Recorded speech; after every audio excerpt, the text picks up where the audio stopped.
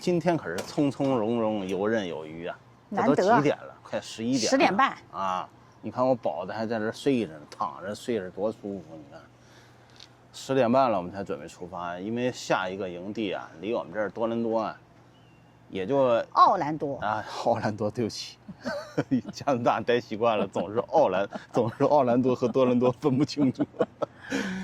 下一个营地只离我们这奥兰多啊，就1个半小时的距离。嗯，哪里呢？是 East Coast 啊，就是这个 Coco 东海滩海岸啊。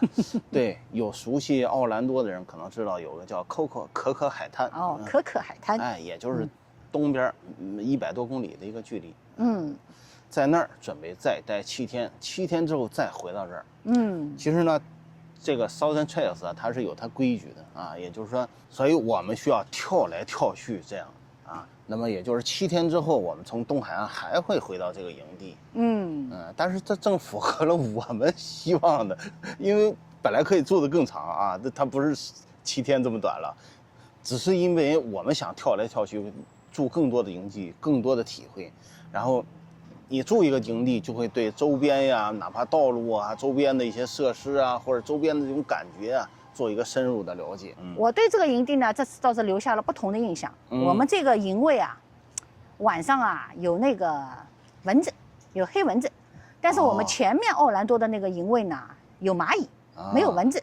这儿呢没有蚂蚁。零星，反正在我周边就那么5、6个。可能呢，因为这个营地太大了，它这个生态啊太广了，每一个区域啊，可能它的动物是不一样的。这有仙鹤。我们这儿呢，常年有2只仙鹤出来溜达，今天又出来溜达过了。这次在奥兰多这个营地呢，我们还是比较忙的啊。我们去了奥莱，我们去了冬季花园，我们也去了鳄鱼保护区，应该叫湿地保护区。看了100多只鳄鱼了，这回。在冬季花园啊，我们车停在停车场旁边，有个老太太看到我们的车牌非常惊讶，就问凯文：“哇，你们真的是从加拿大来的吗？”然后凯文说：“对，我们是从温哥华来的。”哦，你们会是从那么遥远的地方来的？我想，我们后来2个人一想啊，对于美国人来说，可能 BC 省对他们来说真的是天的另外一角了啊。那确切讲，就是离佛州啊最远的对角线，对，除了阿拉斯加就是我们了。除了他们看到阿拉斯加的车牌了所以啊，有人可能问，哎呀，那个这儿红州啊，那美国人看到加拿大什么印象？就好远啊！你们竟然从那儿开过来，都是很惊诧的那种感觉。对，我们停在营地里，我们看到很多人都仔细看我们的车牌。其实我们也看别人的车牌。对，所以互相都看车牌从哪里来的，因为大家都是旅行者，都是移动的人，没错，所以特别喜欢看人家车牌都从哪里来的。真的有专门来打招呼。哎呀，我看到你车牌是从那个 BC 省来的啊。还有人说我也去过 BC 省的。是的，是的，对的。但是对于我们来说呢，因为我们倒是没有看到同样的 BC 省的车牌，但是安大略的车牌我们都看到过好几次啊，包括魁北克省的，看过1、2次魁北克的。当然了，他们来到这儿比我们要近多了，他们大概2000多公里就能到啊。BC 省啊，这个车呀，从我这一路上都开了1万多公里了，从来没有看到过 BC 省的车啊。我估计可能因为我们西部太美了，他们不需要来东部。好，我们出发。好，我们出发。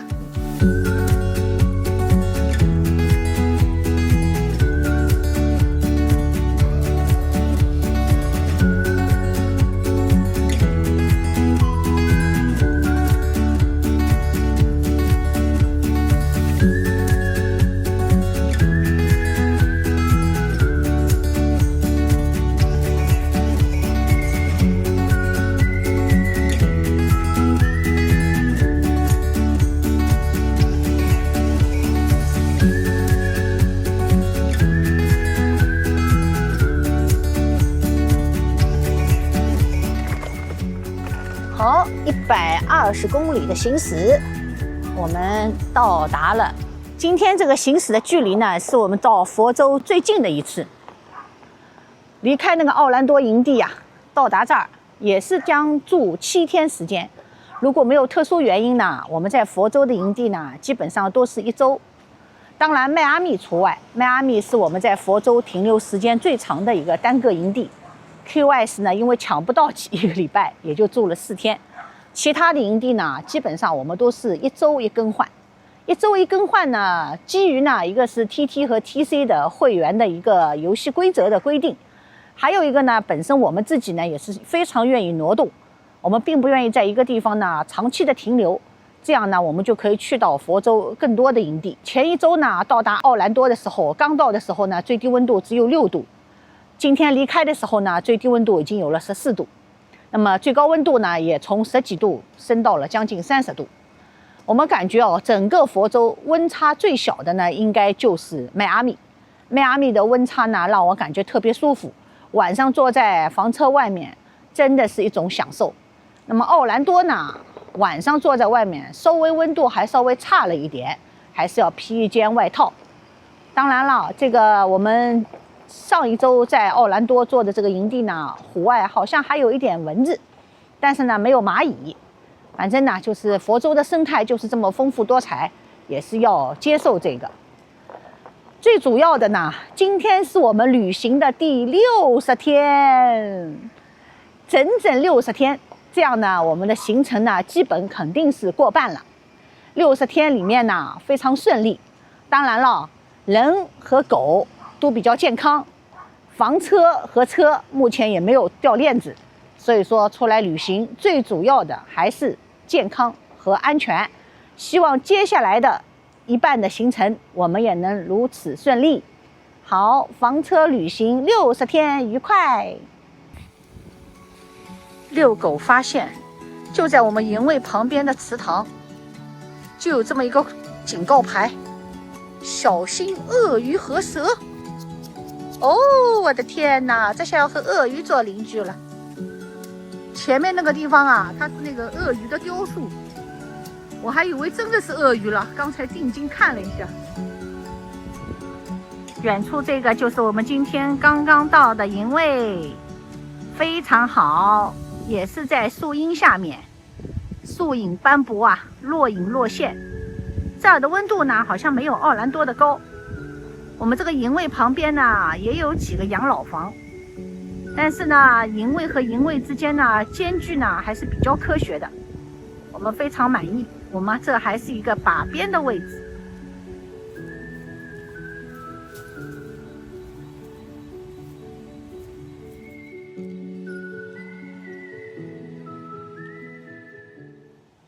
大家好，大家早上好，好久不见，好久不录视频了。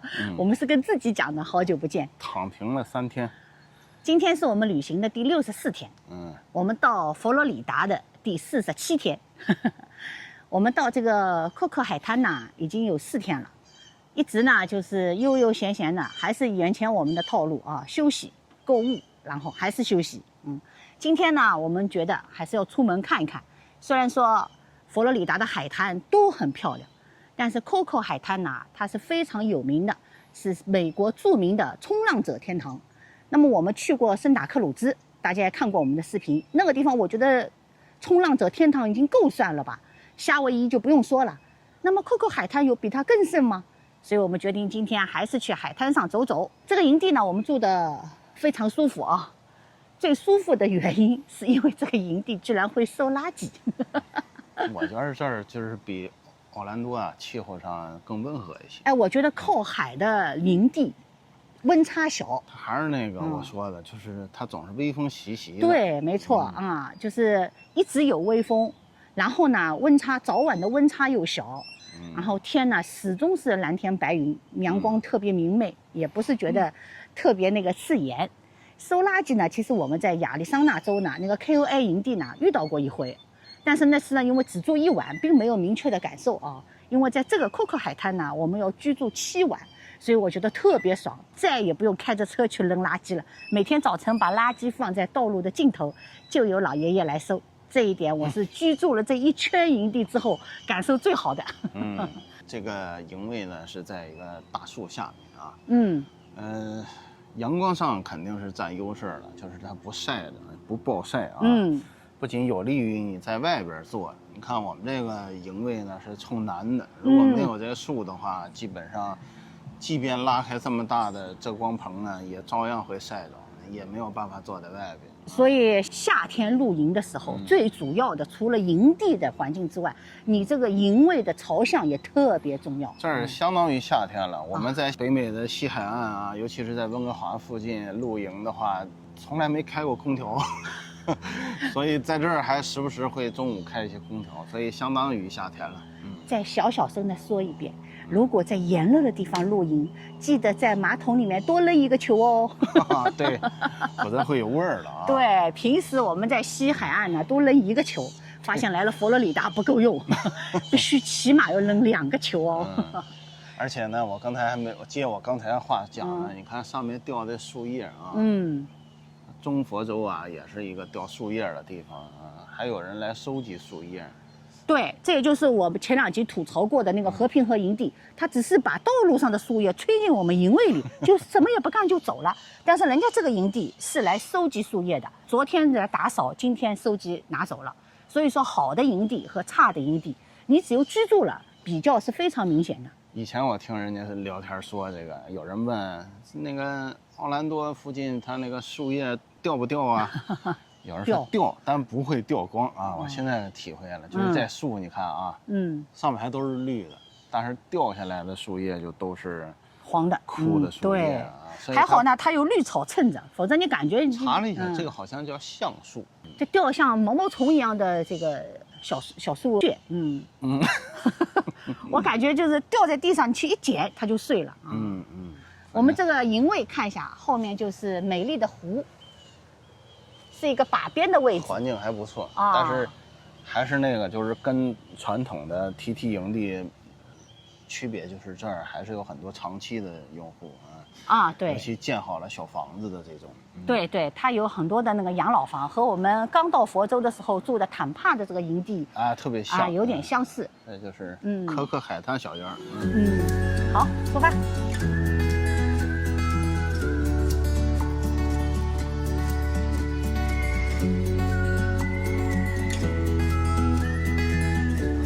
我们现在到海滩了。这个可可海滩呢，有一个免费的停车场。我们先来了这儿，等了好久啊，都是没有位置。就在我们要绝望的时候，哇塞，天露曙光，等到一个，因为这个地方是免费的。这样呢，我们随便待几个小时，2个小时、3个小时，看一下这个海滩。就是这儿的浪特别大，号称是冲浪者的圣地。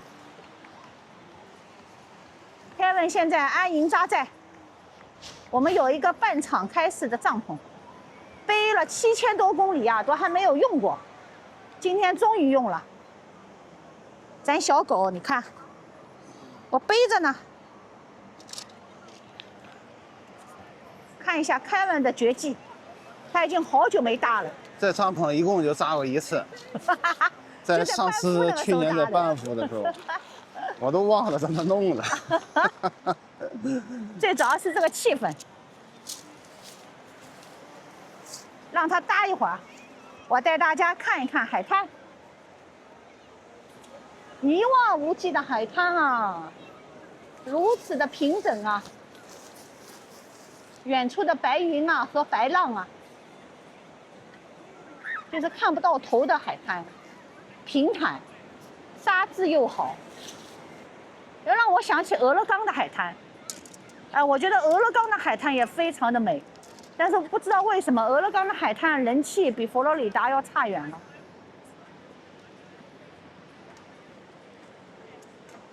满满的晒，这儿的冲浪好像感觉浪并不是特别大哦。可能因为它就是长长的那个海岸线都可以冲，就是并不是局限于一个地方，所以说才是这么冲浪者的天堂。时不时就有看到有人那个拿着冲浪板走来走去我觉得好酷啊！像我们这种既不会滑雪也不会冲浪的人，我感觉就是滑雪板一抱，冲浪板一抱，就反正就是像神一样的存在了。好，看一下 Kevin。好久不搭的人，待会儿给大家看成品吧。好，完工了，成品，工程师在里面，还有我们小狗，看一下，这就是我们暂时的洞穴。我跟你说，这也就是天气没有那么热。对，热我真是懒得把这些东西都展开。哎呀，我这要求了 Kevin 好几次啊，回头你弄一身汗的话就不划算了。他终于把我这个帐篷给搭出来了。但是今天确实想躺平了。对呀，今天就讲我们已经在营地里躺平3天了。今天我们准备在 Coco 海滩躺平，还好这个停车场呢也没有费用。对，随便躺了。Kevin 动手能力还是很强的，比我强多了。第2次扎也不是特别熟练。你看这个，他特意用这个沙袋啊灌满了。然后吊在这个下面，埋在下边了。对，然后呢，弄了4个沙包，然后埋在这下边，这样就因为海风不断往这边吹，根本就支撑不住。对，他说这个他判断了海风的方向，然后他平时有那个这个东西啊，平时有那个4个插地下的东西啊，不管用的，因为这儿沙滩，没错，所以你就得用那种沙包。最重要，光弄沙包我也不放心，就给它埋在地下里边，对的，就是更稳当一些。而且他把4个沙包本来是一脚一个的，他都埋在了前面。他说风呢是从前面来的，后面的2只脚呢不用管，只要管前面就行了。也不知道别人都怎么弄的，我就是即兴这么一想。啊，对，别人也都是沙包，我看了，别人也都是沙包。啊，你看他这个下面其实也是沙包。对啊，4个沙包。这就是材料就地取材。但是他们没有 Kevin 聪明，他们知道把沙包都挂在前面。我这个很坏的，别人以为我撑得很牢，其实我在下边有东西。啊，对的，而且埋在了沙土下面，又不影响美观。然后我们走来走去呢，脚也不会绊倒。好，今天就在 Coco 海滩躺平的一天，这也是我们佛罗里达之行啊很难得的。我们在沙滩上你能这么久的，一般我们在沙滩上也就1-2个小时。今天不止了，现在已经快1个小时过去了。Melody 问我要不要擦点防晒，我说算了，不擦了。没错，我们俩防晒都没有喷，带是带来了，来这儿不就是晒太阳的吗？哎，已经不能看了，色号已经中了4个。另外呢，你擦防晒根本不舒服啊，因为我们觉得防晒擦完之后浑身黏糊糊的啊，再沾满身沙的更不舒服。对，这正好就腌咸鸭蛋了，真的。对啊。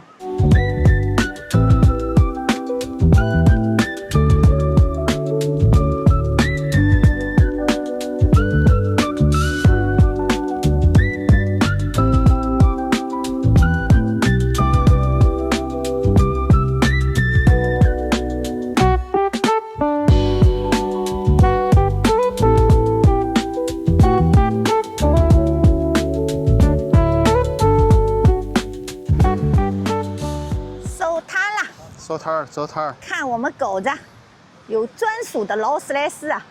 给 Melody 躺了4个多小时、啊。你没躺啊？给 Melody 躺一个，你没躺啊？真是的，骆驼祥子驮着我们送医回去了。3个半小时，还有半小时收啊放啊的。Kevin 又戴着他那个卖菜卖瓜的帽子，真的。这地儿好。对。没有那么热啊，当然是现在啊，没有迈阿密那么热啊。对。2，海水啊，其实我也分不太清楚跟迈阿密有什么太大区别啊。我沙啊，海水啊，没有什么区别。原来说的东海岸，这毕竟大西洋嘛。但是这毕竟是中佛州，我感觉温度更适合。海水我们都测过了，对，温度都是没有问题的，非常暖和啊。人也是很多，人很多，而且正好。哎，你现在这样望着很多，等到你走近了，你发现间距是很宽的。挤一挤，终究会有的啊！是的，最主要还有那么零距离的免费的停车场。哎，对对对，而且营地离这儿特别近。对，就是开过来20来分钟就到了。迈阿密你怎么做得到啊？迈阿密我们进汤城需要1个小时1个半小时。迈阿密呢，就是 Southern Trail 体系里也有啊，但是呢。不在迈阿密，在它北面啊，离海边虽然相对近一些，但是有标准的差评，就是一些关于城市营地的差评。没错，就是又挤呀，又规划不合理呀，管理不够啊，大家互相抢地方啊，然后各种空间就没有那么美观舒服了。所以这地儿出乎我们意料。没错，我们也把这个营地隆重的推荐给大家。就是离开奥兰多车程只有1个半小时不到。可可海滩都知道对，可可海滩，嗯旁边就是著名的肯尼迪航天发射中对，心。远远的能看到，如对果它有发射的话。但是其实你我们在这海滩上就能看到啊。最近几天没有发射。我们来的这个星期啊没有。前几天有一个带人的上去的。哦。但是我们因为我们没赶上定这个营地的时候，还是考虑到我们整个规划，没有考虑到我得定得上呀。射箭上天。问题是他有人的时候啊，他营地也不好定，酒店也不好定，很多人可能是掐着那个时间过来的。我们这个营地开过来到这么如此漂亮的海滩20几分钟，问题是我们这个营地旁边，而且还不是高速公路，有 Whole Foods，有 Trader Joe's， 有 Costco 啊，而且车程都在20分钟左右。啊，沃尔玛、Target 这种就不用讲了啊。旁边是希尔顿，就是营地边上有 Whole Foods的很少。你说你要是不住这个房车营地的话，那旁边是希尔顿。希尔顿啊啊，它免房吗？有会员的可以。有会员。